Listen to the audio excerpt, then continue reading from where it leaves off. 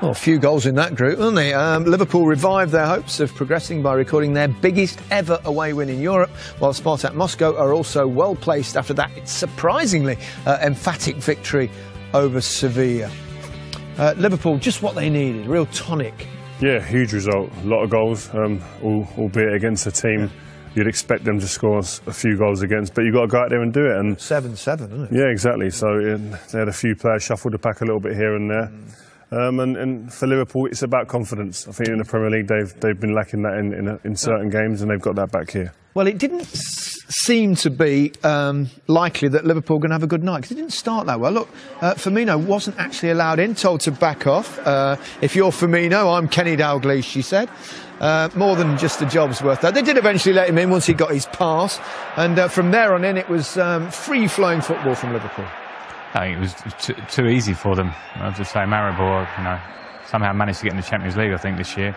But that quality, what Klopp did do tonight was he played his big boys. He shuffled the pack slightly, but Firmino, Coutinho, Salah, and they just ripped them apart with the stuff that we know Liverpool can play. And they'll be pleased to get the goals, because we're all talking about how their good play hasn't brought the goals. Tonight it brought them goals. I think he was happy with the press as well. He was saying afterwards, they were back to their best at pressing the ball, winning the ball, and then punishing teams. And this is what they've done tonight. It's still a balanced group, though, isn't it?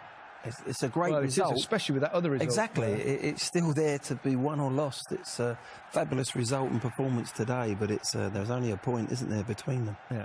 Well, they'll fancy the chances of beating Maribor in the next game in a couple of weeks' time, Frank. Yeah, at home. I just think so. There might be a bit more shuffling of the pack for that one. They'll be comfortable, but I'm not sure whose goal that was. I certainly would claim it, no matter what. Firmino. I would say Firmino.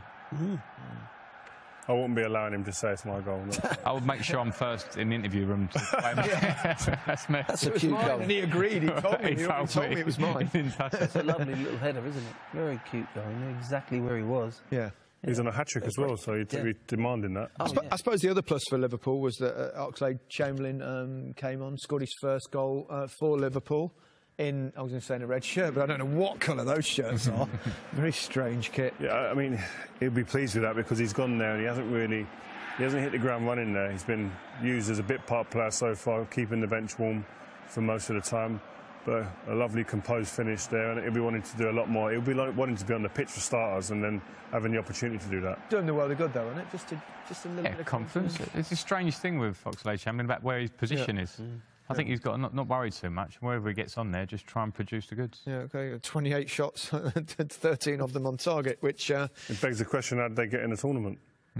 Maribor. Well, they qualified. That's how you do it. Yeah, but that shouldn't be happening. Yeah, but, maybe they'll win at Anfield. I rather doubt it. What are you saying? What are you saying? I'm just trying to make it interesting. Still to come, the final two matches played this evening in the UEFA Champions League, featuring Besiktas at Monaco. And Porto in Germany, where they faced Leipzig. Still bags of goals for you.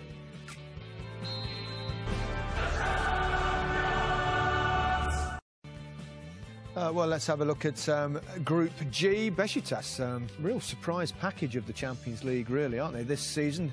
3 games, 3 wins, 9 points. Exceptional. Leipzig and Porto look like they might be battling it out for second spot, but don't rule out Monaco just yet.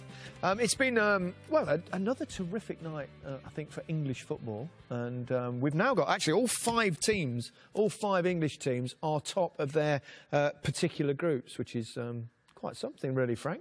Really good. Very good to see. I think there is keep talking about our teams. There's been a few years where we've been a bit barren, but now we've got the teams to compete for sure. I expect to see teams into the later stages. My fear is that the big Spanish clubs are still that one step ahead, but we're certainly competing at the moment. Yeah, it certainly looked like they're closing the gap a little bit. This, just for example, is one of the headlines that you may see tomorrow evening. That's the tomorrow morning, I should say. That's the Telegraph. That's just champion. Further down there, actually, is Craig Shakespeare, who's lost his job. Just a quick word on that. Glenn, what are your feelings? I was very surprised, Gary. Early, isn't it? Very early for me. You know, he's done a brilliant job last year, and I just don't understand it anymore. You know, it's gone mad. It's gone mad. Don't get much chance. Give him a bit more time, you know, and it'd be interesting to see who comes in, though.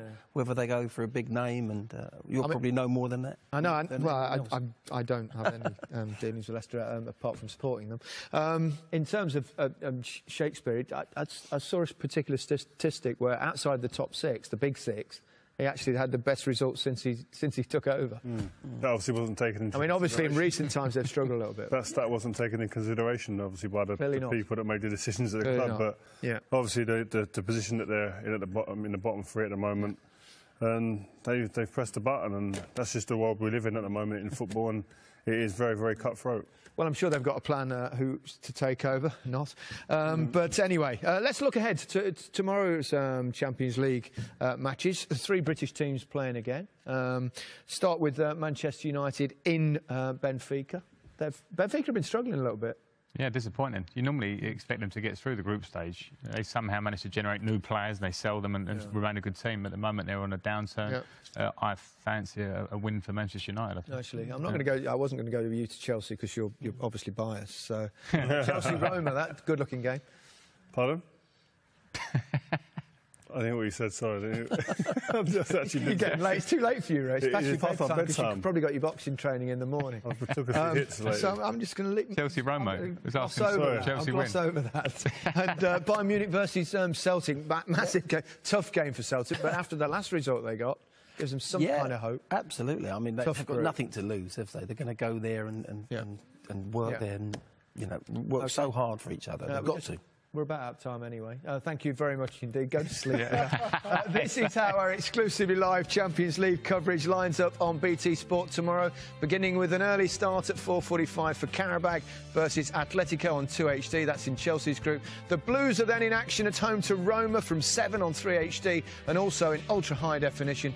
At the same time on 2HD, Manchester United are in Lisbon to play Benfica, while Celtic go away to Bayern Munich on ESPN. The other 4 games are via the red button from 7:30, including Barcelona against Olympiacos, and at the same time there's the Goal Show with James Richardson on 1HD. We look forward to your company again here on BT Sport. That's it from us on another good night for English football in the Champions League. We're all off to listen to what Kevin De Bruyne has to say, except for Rio, obviously. Good night.